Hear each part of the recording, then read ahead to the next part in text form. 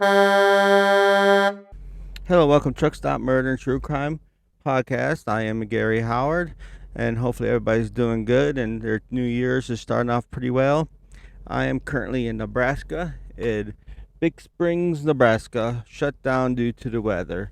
But the case I'm talking about happened in the truck stop I'm going to be talking about is in Pennsylvania, but it's kind of happened between the people lived in West Virginia, but the truck stop I'm be talking about is in Pennsylvania. It's the closest one that I found near it. I first started talking about the pilot in Morgantown, but I decided this was more closer to where the incident happened. But the girls I'm going to be talking about lived in Star City, West Virginia. So, if you're a return listener, thank you for giving me another opportunity. If you are a new listener, let me tell you what I do. I'm a truck driver for Prima Express. I travel all 48 continental states, and during this time, I have to stay at truck stops for 10-hour breaks every day, and during this, or 34, or whatever the case may be. And right now, it's probably going to be a 34 the way this weather is. I might be able to leave later on, but I don't know. I'm shut down in Big Spring at the Flying J at Big Springs, Nebraska. So, but I stay there, so I talk about the truck stop. I talk about the reviews, what they're rated at, what's there to eat there, how many parking spots is for trucks or RVs. I know a lot of truck drivers say only trucks should park there, but screw it. If you need to stop, stop. Especially if there's a lot of spaces, who cares? But I also talk about murder slash crime that happened. I've been covering a lot of murders, but eventually I'll be in an area where there's just no murders, hopefully, but I really doubt it. There's murder everywhere. We live in a crazy times, crazy country. But anyhow, I talk about murder happened, talk about that. And if this is something what you enjoy, all right, awesome. And if not, well, sorry, but at least you gave me the opportunity and tried it.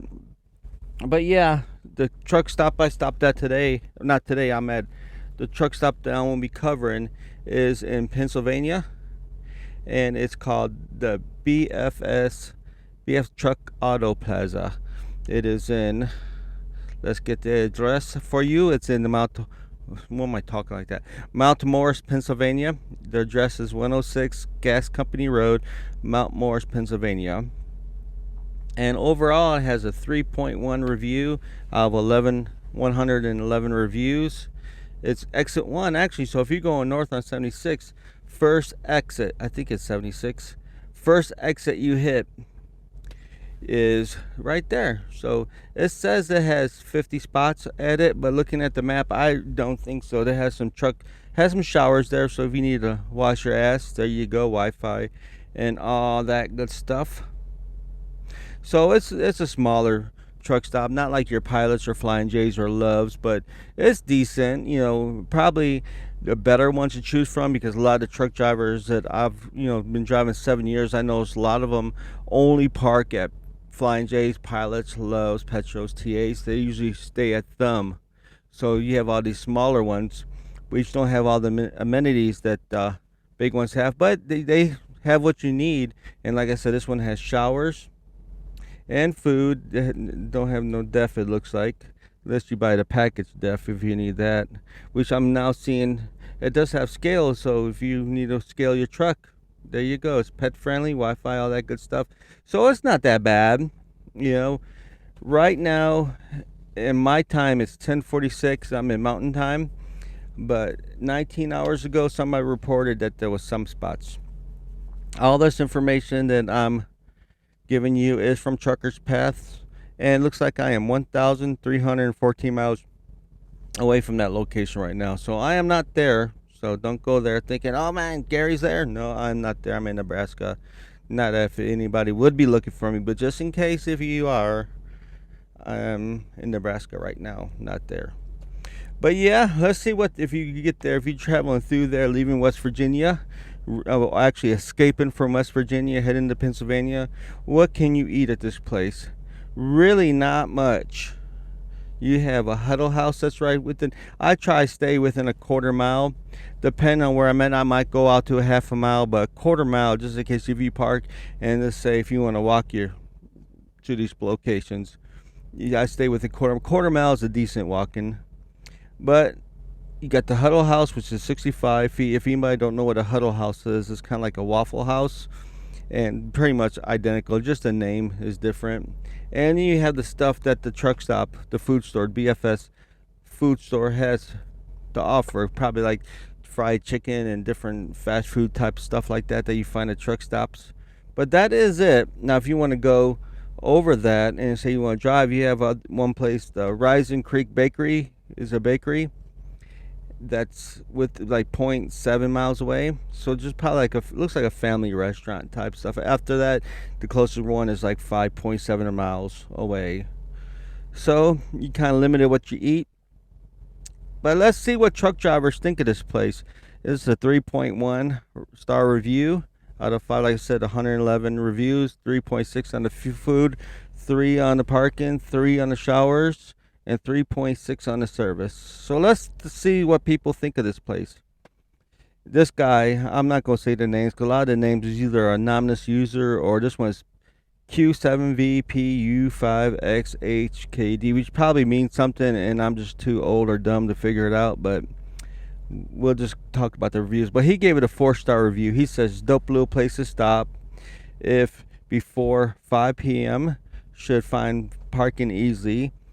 Deep in the back there are drop trailers. I'm guessing our local drivers, so it's less parking. Looks pretty clean for the most part. $7 showers and ample food options. As I said, it's not maybe at the truck stop there's ample food options, but if you don't want anything besides Huddle House, and you're pretty limited. Another 4-star review, very good. Here's another 4-star review. Huddle House was great. The store had some other food options. Could find parking after 4 p.m. A lot of oversized guys found places in the park in the back lot. Seems you make the front row, the back must. Let me start again. Seems you make the front row, the back must always be full. I'm reading verbatim as they say it on here. Bathrooms was a bit outdated. Full bars service for Verizon. So if you have Verizon, you're good to go there. $2. Here goes a 2-star. $3.69 for diesel. Restrooms were disgusting and with a little throw up emoji. Can't only imagine what the showers and the kitchen look like. 4-star review, good. Here's first one, 5-star review. That's not been 4, but it says excellent. Okay, 4, it's okay, small lot, but you can find or make a spot. It has a Huddle House from 6 a.m. to midnight. So there you go. And here's another guy, gave a 3-star review. His only complaint is nasty restrooms. Which, if you go to some of these small truck stops, yeah, they don't have the cleanliness because they don't have probably the staff to run it. A lot of times they run skeleton crews. So a lot of times, yeah, the bathrooms are not the best for sure. Where like pilots, where even some of the big ones are pretty nasty at times if you find yourself in there. But they're pretty good about clean. But these little ones are not very. I've been in some that just. I think I'd rather just take a shit underneath my trailer and then go in these places. But anyhow, back to reviews.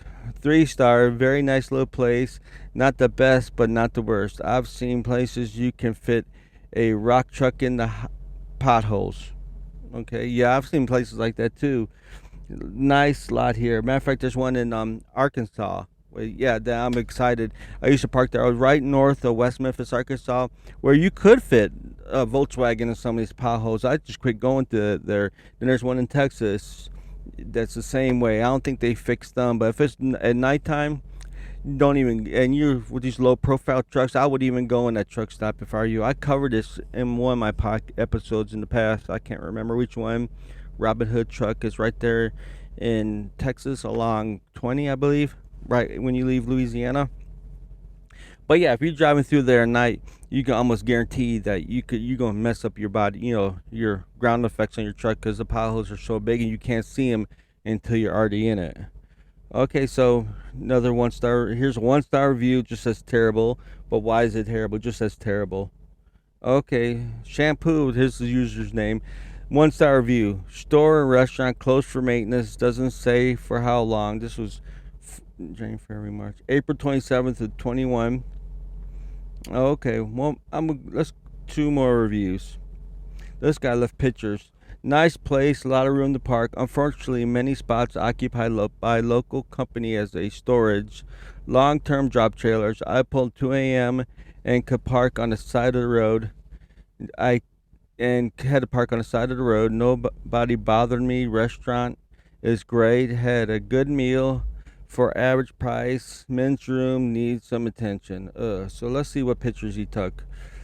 And what it looks like, it just looks like bunch of trash on the road. That's ground. A lot of these, that's another thing.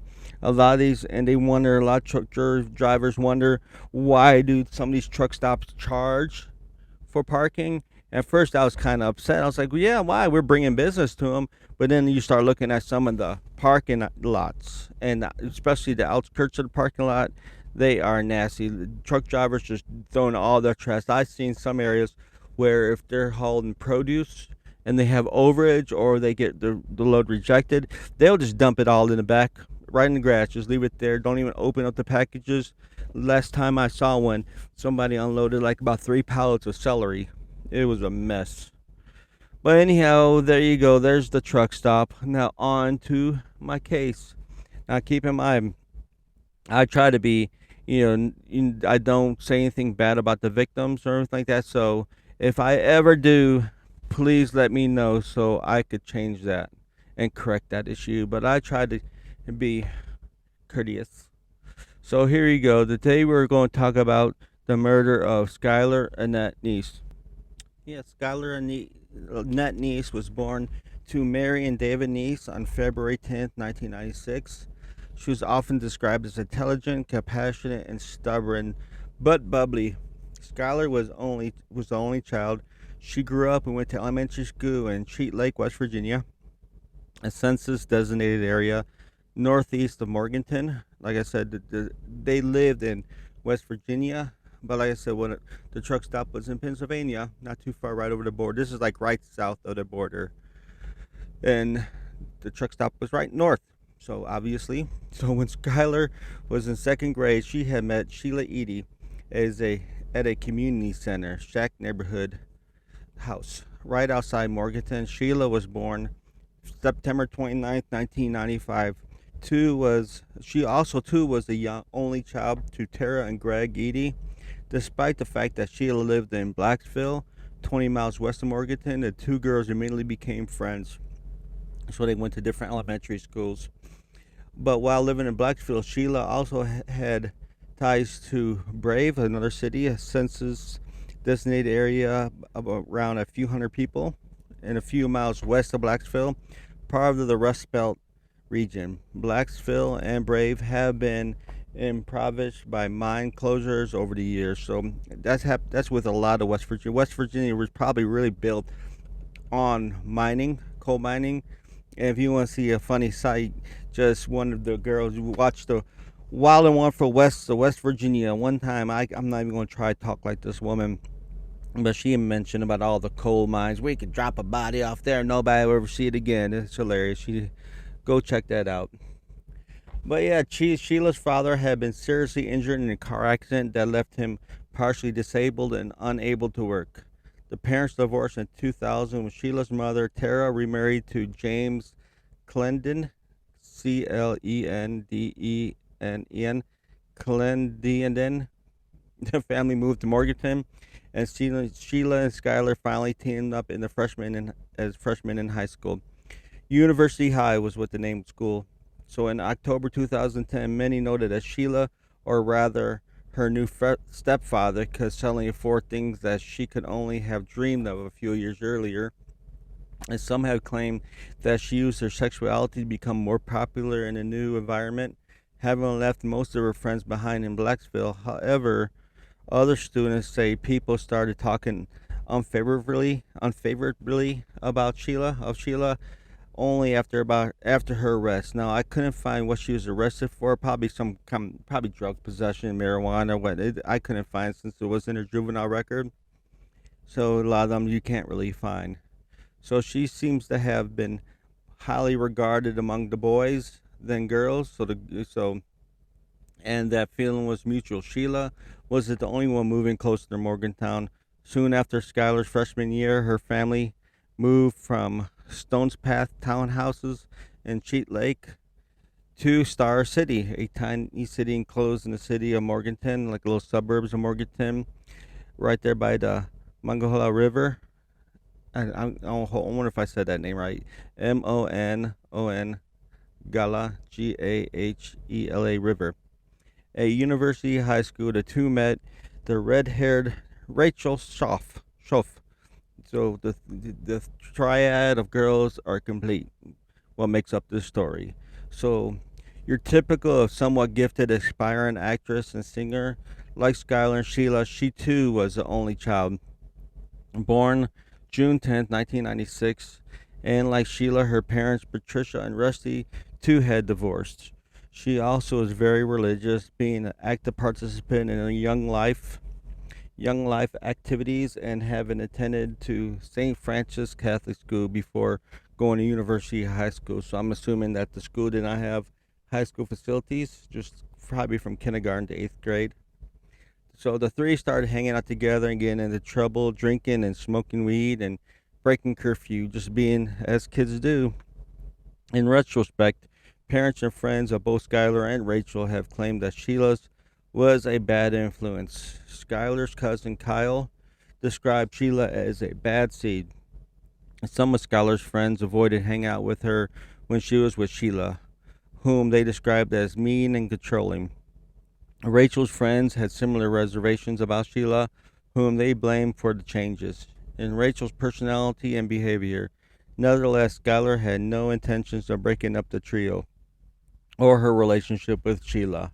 A friend she looked up to, Rachel's reason for staying with Sheila are less obvious. She was more of a relative affluent family and thus more popular. So she didn't really need, so she was popular on her own. She really didn't need Sheila. A lot of people think that Skylar was drawn to her for the popularity. But yeah, a friend she looked up to, Rachel, is probably the reason why. Rachel's reasons for staying with Sheila are less obvious. She was a relative affluent family. I'm reading that again. But more popular. She didn't need Sheila for her status. Perhaps she simply liked the fact that with Sheila, she was able to do things, including intimate things, and that could not do with those friends who she shared religions. So, what's going on there? We'll get to later on what I mean about that in the story.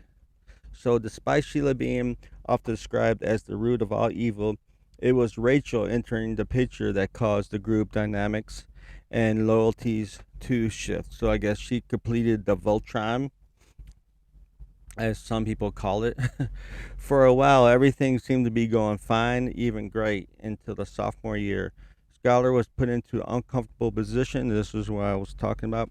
During a sleepover in late summer 2011, she watched Sheila and Rachel have drunken sex.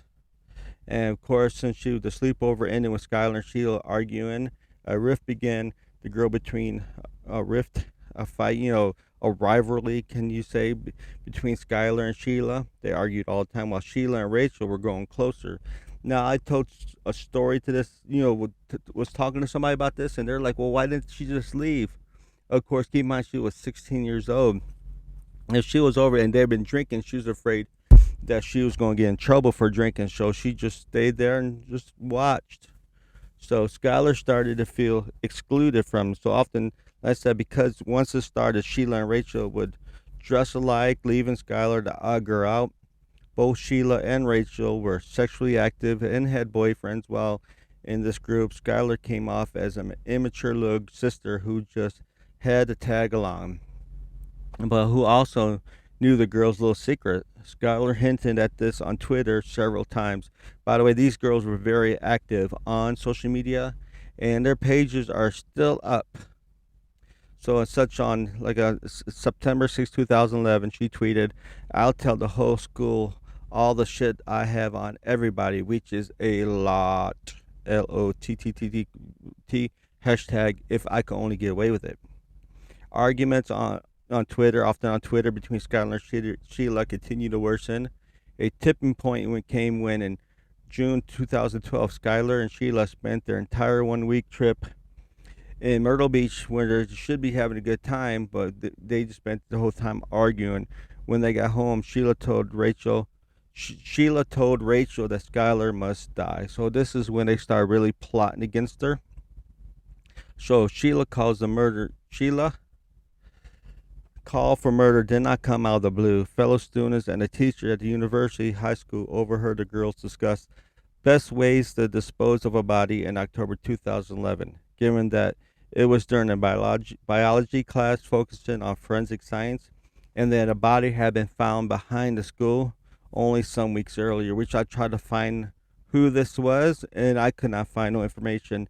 I know I was I read a book on this one, Beauties, and it said it on there. I'll put a link to the book if you want to read it in the show notes. But yeah, it seemed like I could not find who it was, but yeah, they found a body, so they were discussing about that, talking about that. It seemed that the girls' topic hardly seemed to be out of place, but according to those, because they used to play a game, like what would you rather die? Would you rather get shot, or would you rather get suffocated? Then that answer the question. It'd be like, will you be suffocated or drowned? This is just a game, so nobody really thought anything about it. But according to them who were there, the girls specifically was trying to figure out how to get rid of Skylar. When the conversation was relayed to Skylar, she just ignored it, saying it was just a game they've been playing. Even so, she confronted the girls about their conversation, but they assured her that it was nothing. But that wasn't the only warning sign. In spring of 2012, worried that Skylar might blackmail them, Rachel told another student, "I wouldn't mind if she died." According to Marcia Eshtam, the case prosecutor, which later on, it was, of course, I'm not giving away because this is called truck stop murder, but who's going to get murdered? We'll find out. It was the spring when the girls first started seriously planning the murder of their friend. Of course, by now you should probably know what happens, but let's continue. A half-jokingly blurted, "We should kill her," during a science class was followed by the girls nodding in agreement. Still, despite all the dysfunction, the group continued to hang out together, and while Skylar was painfully and regretfully aware of the state of their friendship with Sheila, she's still best friends with them. She had no idea what was coming. Yep, she had no idea what was coming, but a storm, a Catholic church where Rachel was supposed to go to a church camp, but a storm had postponed the Catholic church camp that Rachel was supposed to attend in July of 2012. Not only should be gone for 2 weeks, Rachel told Sheila they have to go ahead with their plans before that. On Thursday, July 5th, Skylar got home from her work at Glenmark Center. She worked at the Wendy's. She got home around 10 p.m. She talked to her parents a little bit. She kissed her parents goodnight and went to her bedroom. Around midnight, Sheila and Rachel either called or texted her asking for a little joyride, which at this point, I don't know why she did with everything that's been going on, but she trusted them. So Sheila parked the car about right next to Neese's apartment on Fairfield Street, and Skylar had become a little habit. She would sneak out of the room, placing a little small bench right outside the window so she'd get back in. And joined the two girls, unbeknownst to Skylar, the trunk of Sheila's car contained a shovel, fresh clothes, towels, and bleach for cleaning. Sheila and Rachel had originally planned to follow Route 7 west through Cassville and continue towards Blacksville. However, a police car parked near the intersection. Keep in mind, neither one, I don't think any of them had driver's license, what I've read in one place. Of course, they had weed on them, everything. They did not want to get, plus they wanted to, deteriorate from their plans, of course. But yeah, so they at the intersection linking to Route 19 and Route 7 scared them off. They then took the alternative route north through Mount Morris. They headed west towards Blacksville. Roughly 2 miles west of Blacksville on a road near Brave, the girls turned north, crossed some railroad tracks, and drove into Morris Run Road, a lonely one-lane back road. The road was familiar to all three of the girls. They have driven it many times in the past to smoke weed. It was like their regular hangout place, and also it's not far from Edie's father's, who lived on Edie's Run Road, a parallel road of Morris Run Road. So they're familiar, kind of like the road that my episode, the Lillian murders. But the difference is these girls knew this road, where them assholes did not know. If you have not heard that, go check it out. It's a family who got killed by about 6 young kids who was just traveling the United States and needed a different van, a different vehicle. I won't say much more than that. Go check it out. 2 episodes ago, I believe. It was the first episode I did freeform, which I had planned on doing whenever I stopped, and I realized it was not reasonable, that I could not do that. It's just too much research. So, but yeah, check that out. That was right there in Tennessee. But yeah, Sheila parked the car on a spot about a mile into the road. They chatted for a while, and when Skylar started walking towards the car to pick up a ladder that they had forgotten because they're about to smoke weed, and the girls counted to 3. And on the pre-arranged signal, started stabbing Skylar with knives they had hidden in their hoodies. Skylar tried to run, but she was tackled by the 5'8" Rachel. So yeah, by the way, Skylar was not that tall. I seen pictures of her, and she was probably like about 5 foot tall. She was definitely a lot shorter than Rachel and Sheila. So Skylar managed to grab the knife from Rachel and fight back, inflicting a cut on Rachel's ankle, but was overpowered by the 2 girls, stabbing her repeatedly. At this point, there are different stories that both girls stabbed them, but according to Rachel later on, she said after she got stabbed, she actually stopped and Sheila continued with the stabbing. Of course, the 2 girls then stood over her, watching her die. In the dying moment, she could only whimper why. So she did not know why these girls were doing it. And to this point, there's different stories, but we'll get into that in the trial. Sheila and Rachel had planned to bury Skylar, but the ground turned out to be too rocky for their shovels. Instead, they moved her body next to a big tree and covered her with rocks and branches. After washing himself in a creek, Morse Run, where I was telling you about that runs right behind that site, the girls disposed of their bloody clothes, knives, so they got naked. And on some areas, in some places I researched, said they actually had sex right after they got naked, had sex, then got put on the clean clothes and disposed and knives. But Skylar turned off. Let me start again. The girls disposed of their bodies, clothes, and knives, but left Skylar's phone off. They turned off her phone, left it there by her body, so they weren't able to track it since it was off. All this took a few hours, and the girls went back home at dawn. Only shortly after this, it is demonstrated of in her narcissism, arrogance, and social media addiction. She tweeted at 9:09 a.m. says, "Always keep your cool," and that was Sheila who did that. So, what's going on at the Neese's house? So Skylar's parents had left for the work early in the morning on July 6th, the Friday, assuming Skylar was still in her bed. Her father, Dave, came home around midday so that Skylar could borrow his car for the shift at Wendy's. However, no one was at home, and the door to Skylar's room was locked from inside. Dave then noticed a small bench outside and the window screen, and realized that she had, opened. Realized Skylar had snuck out at some point during the previous night. He immediately called Sheila to find out if she has been in contact with Skylar. She admitted to having talked to Skylar on the phone around midnight, but hadn't seen her. Soon after Mary, Skylar's mom, got home, a manager at Wendy's called asking about Skylar's whereabouts. With the situation seeming more serious in a minute, the Neeses called the police. The phone rang again. This time it was Sheila calling back, because the first time Sheila said that she had not seen her. So this time she was calling back and in that she and Rachel in fact did see her, and they had went joyriding around Morganton with Skylar the previous night. According to her, they had picked up Skylar around 11 p.m. and returned her home at the end of the street less than an hour, right before midnight. Soon Sheila and her mother, Tara, arrived at the Neese's apartment wanting to help the Skylars.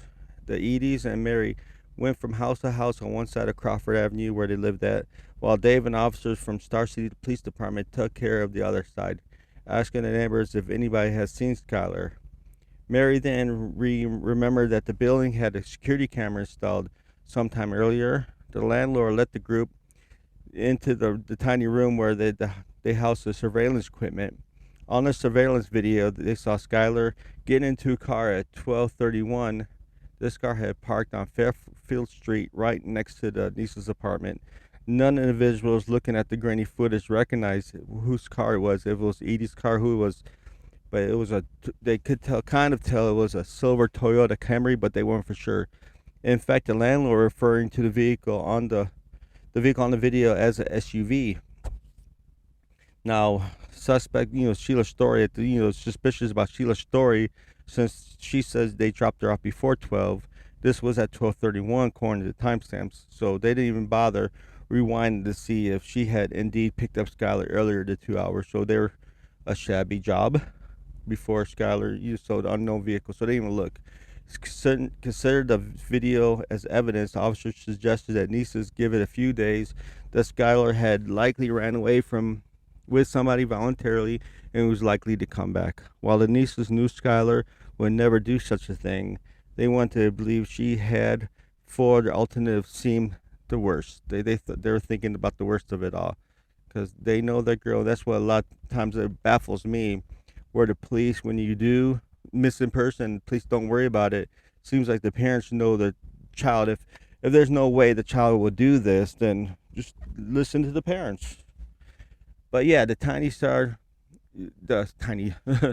the tiny Star City Police Department assigned Officer Jessica Colbank to the case. The FBI was also involved almost immediately due to a possible link to an earlier missing person, which I might cover one day. Aaliyah, Aliayah Lunsford case, a missing girl. She was a 3-year-old who ended up missing from her bedroom, and they're still cannot find her, still unsolved. Thus, the FBI was already there, so FBI agent Morgan Spurlock joined the Colbank for the investigation. The two interviewed Sheila on July 9th. Sheila merely repeated what she had told him earlier about picking up Skylar at 11 p.m. and dropping her off at the end of the Crawford Avenue less than an hour later. However, Colbank later described Sheila's behavior as narcissistic and wrong. Sheila also seemed more curious about the investigation than worried about her missing friend. Colbank also found it strange that they dropped Skylar off such a long way from the apartment, but Sheila simply said that Skylar had insisted that do so not to wake up her parents. Colbank also noticed Sheila's silver car and considered the possibility that that car would be what she saw on the video. So the next day, Colbank called Rachel, who pretended not to have even heard of Skylar's disappearance. She had left a church camp on July 7th, but had spent July 6th boating on Cheat Lake with her mother, Patricia, and her mother's friend, Kelly Kearns. Both had noticed a cut on Rachel's ankle. It was agreed that Rachel would show up to face-to-face interview once she got back from camp, but she never showed up. When Colbank later got a chance to interview Rachel face-to-face, she told the exact same story as Sheila, that they had dropped Skylar off at the end of Crawford Road at one point and intersects with University Avenue, where it's right there, right but the same place as Sheila told them, right, not about a block down the street from their apartments. Then their stories matched to such a degree of suspicious that it was rehearsed. Nevertheless, there was nothing they could do officially, as Skylar was seen voluntarily getting in the car. She was considered a runaway, and thus the state police refused to issue Amber Alert. No family member, friend, or Skylar considered it likely that she had simply just ran away. Like I said, it seemed like they would know her better than the police, but they just run away. It looks like she got in this car voluntarily, so there's nothing we could do about it. Just give her some time and see what happens. But not only would it have been the total out of character of her, like everybody would say, but she also left her contact lenses and phone charger at home. Not to mention the bench and the open window. It looked like she was definitely going to be coming back, and that was her intentions to do so. So the school year started on August 16th, but Skylar had not returned home yet and would have been her junior year in high school. The investigation seemed going nowhere. After an outburst at the Star City by her mother at the Star City Police Department August 24th, Mary contacted the state police, who immediately took the case, if they haven't already been looking at it. So Corporal Ronnie Gaskin and Senior Trooper Chris Berry at the State Police have been investigating a series of bank robberies in Blacksville, not too far from where this happened. One bank had been robbed a month before Skylar's disappearance, another 10 days after, so the troopers heavily considered the possibility that Skylar's disappearance might have something to do with them, which, again, I looked that up too and just got run around Google Internet, couldn't find really nothing really substantial about it, so let's continue on with Skylar Neese, not the bank robberies. So when they learned that the younger brother of one of the suspects was romantically involved with Sheila, and also known Skylar, Dylan Conway, who was interviewed as a person of interest and remained as such all the way to the end, but he had nothing to do with what happened to Skylar. Of course, we know that. But warrants were issued to seize means of electronic communication from Sheila and Rachel on September 3rd.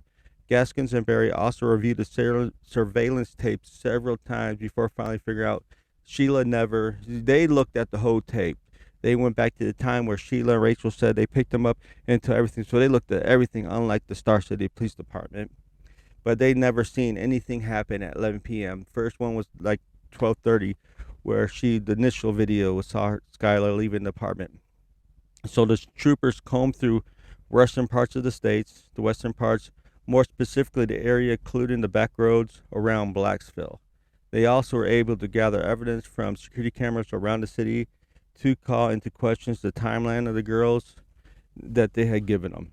So in November, a federal grand jury convened in Clarksburg with the three girls. So this is a separate case altogether. So for some reason, friends, subpoenaed to appear before the jury. No one could quite figure out what it was all about. But it had something to do, records had kept it secret, so nobody knows. But her statements for them, subpoena indicated that mostly was drug trafficking in Blacksville, so now they're considering that it's drug related. Of course, the rumor mills was going crazy that she might have had overdosed, that she ran away, that she overdosed, and the girls had seen it. But they were suspended to court. But of course, Chrissy was another. This girl right here, Sheila's district. Let's go over this. I wasn't going to talk about this, but since it's part of the story, but yeah, they were subpoenaed, but those summoned indicate that it was mostly about drug trafficking in Blacksville, but also about Skylar and the bank robberies. One of the subpoena teens was Chrissy Swanson, Sheila's distant cousin. After receipt, this is why they're kind of connected all together. She called Tara to reassure her about the nature of the hearing. And at that point, Tara mentioned that Sheila had admitted through her attorney, Michael Benninger, that she, Rachel, and Skylar had been in Brave on the night of the disappearance. So because of this all, it kind of put her in the area. It is unclear why Sheila had deviated from the original story, but it probably was in response to the authorities having poked holes in their joyriding plan around Morganton. So Chrissy then called Sheila, who was with Rachel, to reassure them that everything was okay and that Tara was just another pawn and, left in doubt. Wait, let me see. But Tara had said that about Brave, they had left them in doubt. They didn't know. So they were kind of connected to it. So that brought it out that they were in the area. And if that's confusing to you, I'm sorry. Confusing to me too. But somehow it's part of the story. But that really brung out the story showing, because before they were not saying, they were just talking about they were in Morganton and nowhere else. But because of this trial with the drug related, she had opened up saying that they were in that town that night. But of course, Chrissy was just another pawn in Sheila's game. Sheila had from the beginning tried to assert herself into an investigation by manipulating others. She cried on Skylar's bed not many days after having murdered her, as a means to get on Neese's good side. She distributed missing person posters around town to give the appearance of a good friend. She inquired about the Neeses, inquired about with an investigation through the Neeses, and then the police told Neeses that they shouldn't tell her anything because she was the suspect at the time, because she was the last person who saw him, of course, and she's the one who knows more than she's willing to tell. She stated using others to spy on her. So since they weren't talking on her, the Neeses were told don't talk to Sheila no more. So she started using other friends to find out information. As most people do, they try to put themselves too much involved in it. Sometimes if they would just step aside and let it go. Imagine how many people would actually get away with this, but a lot of people who murder or they just want to get involved. But meanwhile, rumors were spreading in the halls of University High. Maybe Skylar, back to what I was saying, I had overdosed, and the girls had left her somewhere in panic. Sheila and Rachel seemed to be spending even more time together and didn't seem too bothered by their best friend's disappearance. On their social media accounts, there was a few sporadic mentions of Skylar's were whenever it seemed convenient. As the rumors intensified, so did taunting harassment of the girls, even if both could count on several.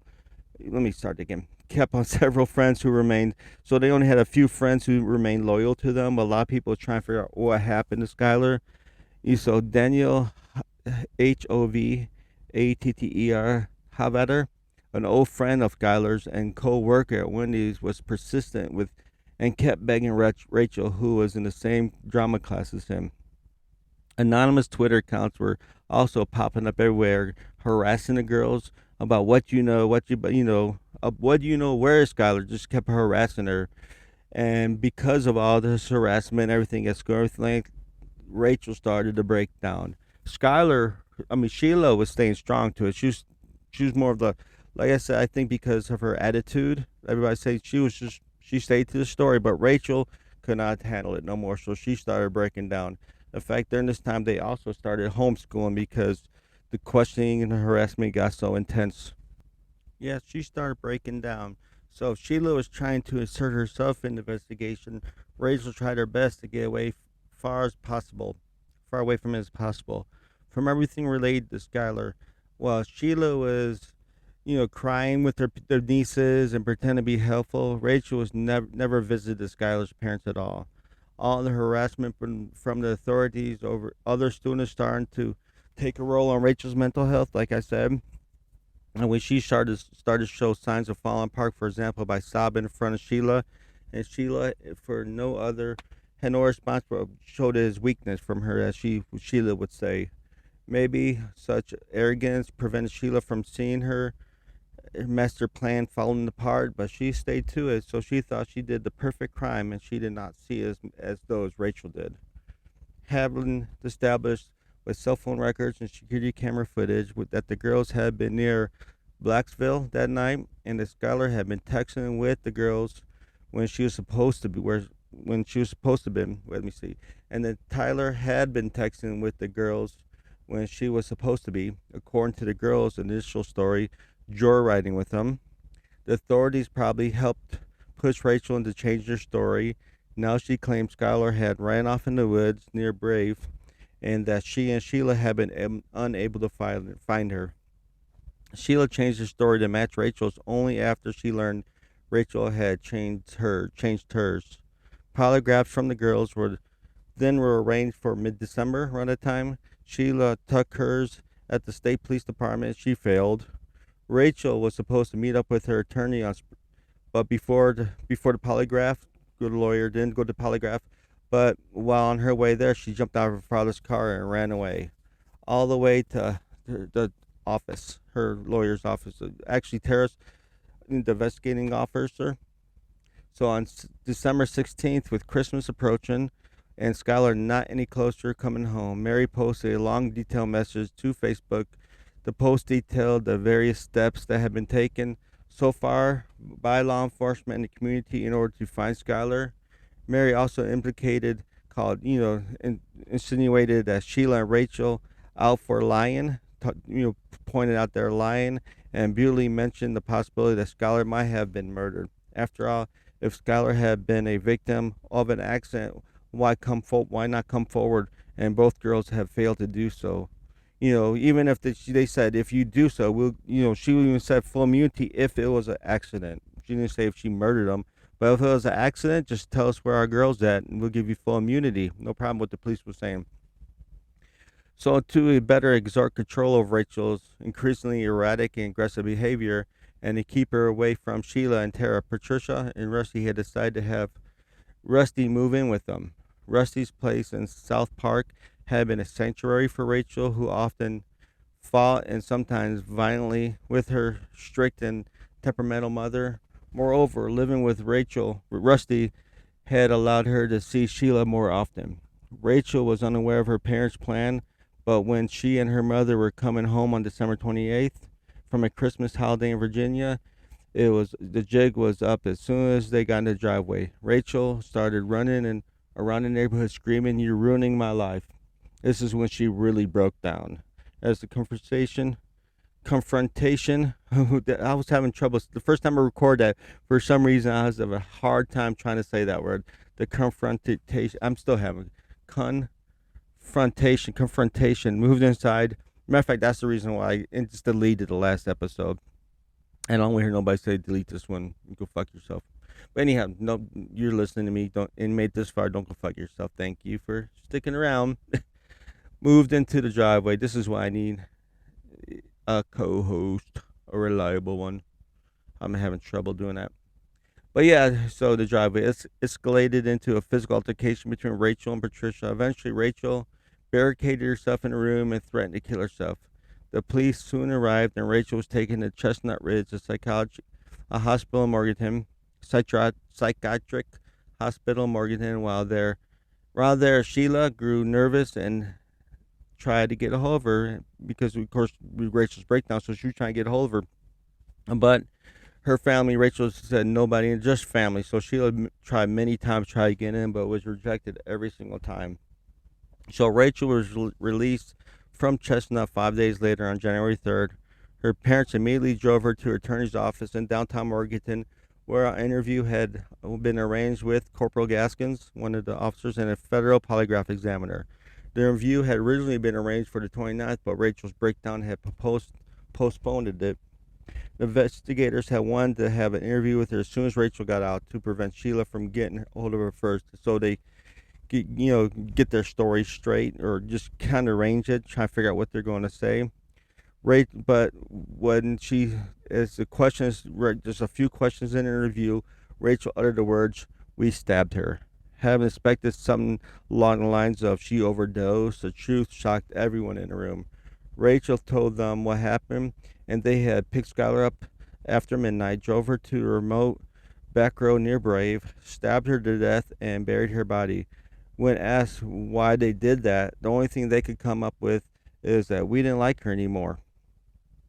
Now, stories will come later on. Like I said, that's what they told the police, but a lot of people really think that because of their little sexual lesbian act, that the two girls, Rachel and Sheila, was afraid that Skylar was going to tell everybody about them. But it was agreed that Rachel would take them to the body immediately. The investigators, Rachel herself and attorney, drove in two cars crossing the state into Pennsylvania, where they arrived at the location where Rachel said she had killed Skylar. It was too snowy that Rachel could not pinpoint the exact point where they had buried her in the snow, so they had no evidence beyond Rachel's word, which she was already lying to him at first, so why believe him now? So knowing Sheila would be anxious to meet up with her buddy, they put Rachel's room under electronic surveillance and had her set up a meeting with Sheila. Unfortunately, Rachel was not able to extract anything incriminating from her, so Sheila posted on her Twitter page a picture of the two, which was rather revealing on Rachel's conditions. So 2 weeks later, on January 16th, the investigators, like I said, their pages are still up. So if you want to look these two girls up on Twitter and just see their timelines and everything they had to say through that, you could do all that. I might put it up on my notes. We'll see. 2 weeks later, on January 16th, the investigators returned to the spot at the same time with a K9. This time with a K9 unit. The snow mostly melted while the dog's handler was picking up a GPS that had fallen off the dog, so they lost the G. So what kind of police? But yeah, they had a GPS on the dog collar, but it fell off. So, but he noticed when he found a GPS tracker, he noticed the remains of a. Let me see. He noticed skeletal remains in their pile of branches. 6 months after she appeared, Skylar had finally been found. During the following months, keep in mind, they still have not arrested Rachel. They didn't really believe her because she had already been lying and everything else. So they probably thought it was just some kind of wild goose chase to bring her to somewhere where there's not a body. But so it's just here now they have a body. So during the following months, Rachel was allowed to roam free while the investigators were gathering evidence not only against her, but particularly against Sheila, who had not and would never admit to the crime unless cornered. Sheila must have received a warning from her attorney or somebody else, for she and Rachel were barely in touch following the January 3rd meeting, so they were not talking. She tweeted that morning after the meeting, "First time I've ever been completely speechless," she said, followed by "holy fuck." On the very next day, on January 4th, investigators surprised Sheila and her family by serving a search warrant to seize every knife in the house and Sheila's car. Forensics investigators going in and out of a remote back room near Edie's family land in Pennsylvania could not be kept hidden from Sheila for long, or the public. So Sheila, you couldn't keep it. All the police going in and out of Rachel's house, you could not hide it. So public, for the matter, a few local newspapers mentioned that a body had been found in Wayne Township, Greene County. While nothing specific about the body was mentioned, Sheila would now have known that Skylar's body had been found and that Rachel, in all likelihood, had led them to her. One anonymous harassment account on Twitter tweeted on the morning Skylar's was found. It says the tweet was, "Sky is so gloomy today," with a frowny, like if you put like the marks was like a frowny, not a emoji, but just a frowny space. So both girls had also been homeschooled for the remainder of the school year, like I said, not just to protect other students, what they thought, but from also to protect them from other students. Both maintained the appearance of normacy, with Sheila struck watching return. She was stuck at home watching reruns of Law and Order, Special Victims Unit, and tweeting about being bored, and Rachel getting back with her boyfriend. While she may have been trying to convince herself, well, my speaking may have tried, William Shatner, while she may have been trying to convince herself the past is past, trying to convict herself the past is past, and that she has a new path now. Even denial couldn't keep Rachel's demons at bay. On February 10th, several hours after she had tweeted "Happy Birthday, Skylar," she posted another tweet: "I hate the shit I think about at night." So on March 13th, after the identity of the body had been scientifically verified by the FBI, Skylar Neese's death was made public. Still, nothing about the circumstances of her death was revealed. Dave and Mary had already been told a month earlier, without details about what happened to her. They don't know, and I guess they didn't want to really tell them about the details, because when they did find her body, they found the body, but the head was detached from the body. They think of some wildlife animals, because I know Sheila and Rachel did not do that, but they think because it's been there so long, wild animals had detached the head somehow. So the head was, they eventually found the head later, but they did not want to tell the family this. As a matter of fact, when they did finally come and detach it, I was on some of the documentary I listened to. They had a little giggle about it, because the father Dave had kissed the bag, and the mother's Mary was like, "You just kissed her feet." Then he went, so they giggled about it, and but they had told a select few about the day. On one day, the announcement, Sheila bothered to tweet, "Rest easy, Skylar. You'll always be my best friend," and then quickly returned to business as usual. Rachel posted several more tweets later: "Rest in peace, baby. I love you, miss you more than anything. May you finally have justice." Keep in mind, this is Sheila who is tweeting all these things, even though she is the one who did it. Now, I mean, she's at this point, she's allegedly, but we all know she did. On May 1st, as had been agreed, Rachel surrendered herself to the authorities. Had her first day in court. She was transferred from juvenile detention area to adult status, as per West Virginia law. And then by this time, Pennsylvania was not filing charges. It was staying in West Virginia, even though it happened in Pennsylvania. And she pled guilty to the murder of Skylar Neese. She agreed to testify against Sheila in any trial in exchange for the prosecution. The prosecution representing the state of West Virginia agreed to recommend you get a nice vacation to the West Virginia facilities for 20 years for second-degree murder, which may have been yielding another 20 to 40 years, but Pennsylvania agreed not to prosecute. So she could have spent time in West Virginia, then went to Pennsylvania, but Pennsylvania agreed not to prosecute her after hearing the plea agreement. So, yep, she got to spend 20 years in Hotel West Virginia with parole after 10. So after she began to her Northern Region Juvenile Detention Center in Wheeling. So while this was going on, Sheila, on the other hand, and by the way, when she made her final statement, she said she was sorry about it. And in short, Dave, Skylar Neese's father, said you could take that, apology and sin on, because it's not worth nothing to me. Because you did not have. She said she was stuck. Rachel said she was in a situation where she couldn't control. She did not want to be in, but her dad was like, "Yes, you wanted to be there, and you can take the apology and sin on it." Well, okay, but while this was going on, Sheila was at, Cracker Barrel having dinner with her mother, anticipating the news of Rachel's incarceration would be soon out. State Trooper Gaskins and Special Agent Spurlock drove to arrest Sheila at her home however, no one was there. So Gaskins called Tara to see where Sheila, said he didn't say she was going to be arrested, but she needed to be questioned. So Tara mentioned that they were eating at the Cracker Barrel and that she'll be bringing Sheila home for questioning later. But the investigators then sent the nearest patrol to prevent them from leaving.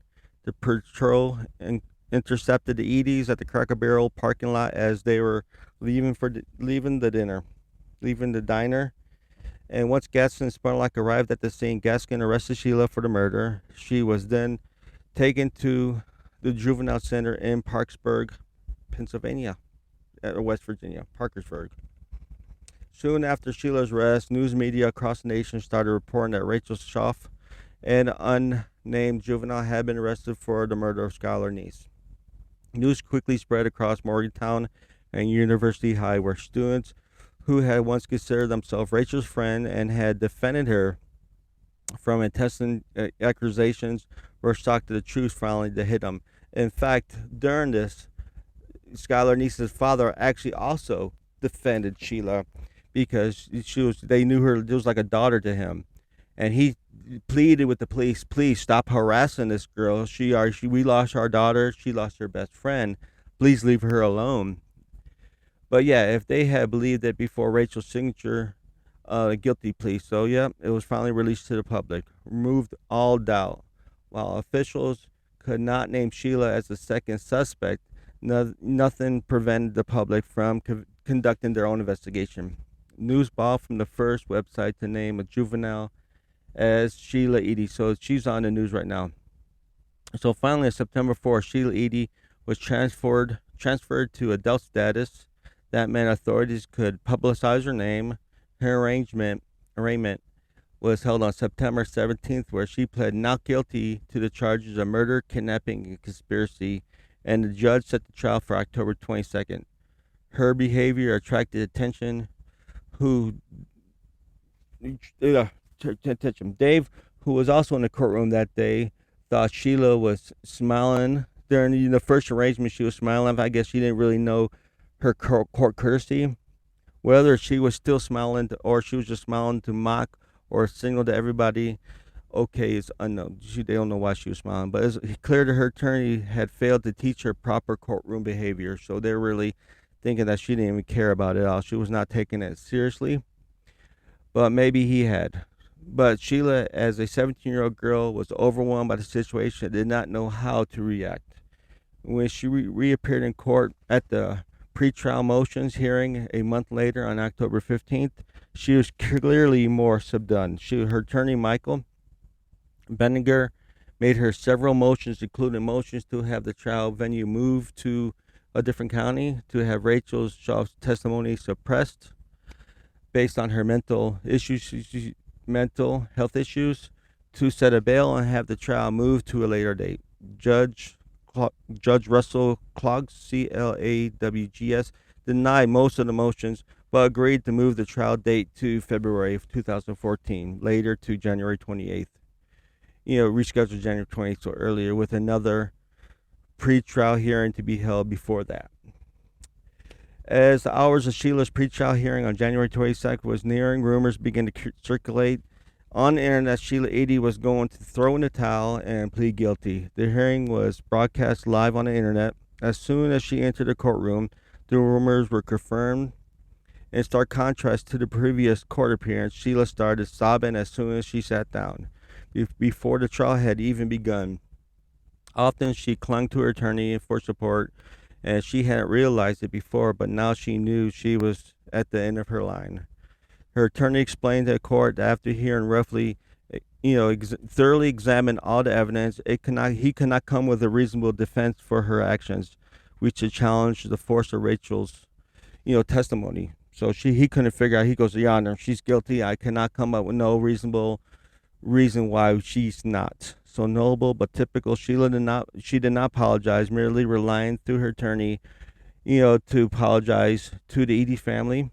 And of course, her father, Skylar Neese's father, had talked, and Skylar's mother could not speak. But that's the same thing with Sheila, but her sister did. But she made no statement. Most of her answers were either yes, sir, or no, sir, from Sheila. The only time she spoke more than 2 words when judge asked her about her level of education. She did the absolutely minimum. In exchange for her plea, the prosecution agreed for a sentence to you could go to the West Virginia hotel and enjoy your stay for 15 years to life. And to Pennsylvania agreed not to press charges on her as well. So it was just West Virginia. So after the trial, Dave Neese swore that he'd be at every parole hearing to make sure Sheila will never walk free. So Rachel's sentences hearing began on February 2nd. We've already told you about all that. But that was my notes, and that is also the murder of Skylar Neese. I'm sorry if it was rough at times listening to me. I'm just reading my notes. But if you enjoyed that, thank you. Always share with a friend, rate, review any way you can. You can follow me on social media as a Truck Stop Murder. That's on Facebook, on my private group. And I'm always welcoming people. They're also on YouTube. If you like to go on YouTube, I'm trying to get 1,000 subscribers on that so I could go live on there. And I go also on my TikTok. You want to follow me on TikTok on sceneries and cemeteries. Which, like I said, I travel around the United States. I'm always finding places of videos on TikTok. But because I'm trying to get the 1,000 subscribers on YouTube, hopefully I can start doing that on that channel as well, instead of maybe adding some video. But yeah, rate and review also on iTunes. If that would, you could go rate and review on that. Somehow I keep hearing that it helps you out build. Yep, and I do promise this year, this episode's kind of rough at times. Probably listen to me talk. But I don't do much as editing as a truck driver. I work 14 hours a day, so editing is kind of rough for me, finding time. I barely have time to research, more or less, do research and recording. So as it's the first time recording, I don't do much editing, so you get what you get. If you don't like it, then you can get. But if you want to email me at truckstopmurder@gmail.com. And as always, thank you for listening. Look forward to seeing you on my next, or hearing from you on my next episode. And as I always say, you can't fix stupid, but you can sure numb it with a 2x4. I'm out of here.